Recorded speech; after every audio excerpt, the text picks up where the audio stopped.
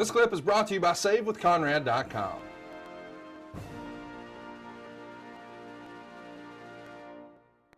Let's talk about Memphis Championship Wrestling. They've got an association, of course, with the WWE, and a 4,000 fan attended show is their biggest crowd they've ever had in Jonesboro, Arkansas. And you're on top working with Triple H for the world title. What do you remember about this sort of loose affiliation with WWE and Memphis Championship Wrestling? Because this card has a lot of future stars on it. Jason Sensation, who we saw from the Attitude Era, Spanky, who we know is going to go on to be Brian Kendrick, and of course the American Dragon will one day become Daniel Bryan. But I don't think the folks in Jonesboro, Arkansas could have ever expected that when they saw it back here in 2001. It was a stacked roster, and WWE had a great relationship with Memphis Championship Wrestling. That was our training grounds back in the late 90s. And Vince and Jerry Lawler had a great relationship, and that was kind of our stomping grounds to get ready for TV. So it was like a thank you to bring Triple H and I to the main event in Jonesboro, Arkansas. It was more of a thank you for what they did to help the younger talent be able to be brought up into the WWE.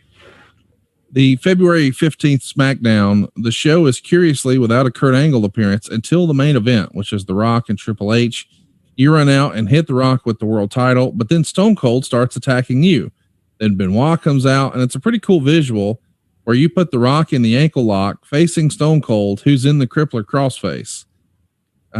This has got to be, some of the best time ever for SmackDown. I mean, I know that people still talk about the SmackDown run a few years later, but SmackDown was really coming into its own here, was it not? Oh, yes, without a doubt. We had so many top superstars that were represented on SmackDown. And, especially that match, you had four of the top guys in the company going at it. And, the whole submission thing was really cool. And, SmackDown started coming into its own by then. And, it was getting almost as popular as Raw. Let's talk about something that I found in a shoot interview on Kayfabe Commentaries. Ivory sat down with a friend of the show, Mr. Sean Oliver, and she was excited to talk about when you first came into the company. She said, all right, he's a real athlete and a real good guy.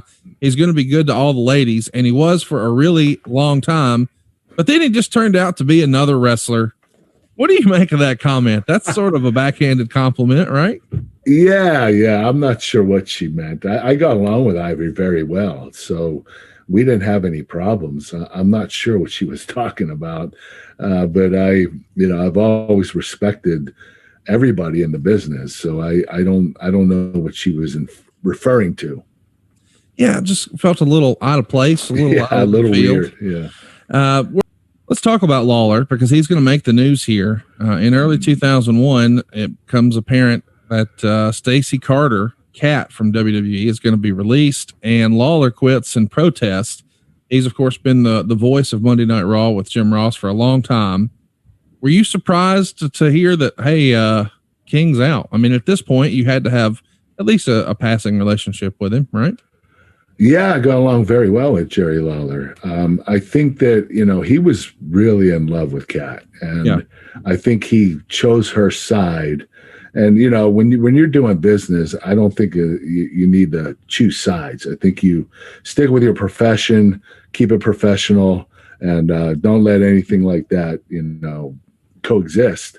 But, he really loved this woman, and he wanted to stand by her side and try to prove a point. And I'm not sure why she got let go. So I don't know what the issue was, but, Jerry was pretty upset, and that's when he decided to quit. Hey, it's Conrad Thompson. Thanks for checking out the podcast here on YouTube. Be sure to hit the subscribe button and the notifications bell so you get a notice anytime we upload some new content. And go save yourself some money right now. If you're in a 30-year loan or you have credit card debt, it's not a matter of if I can save you money. It's a matter of how much.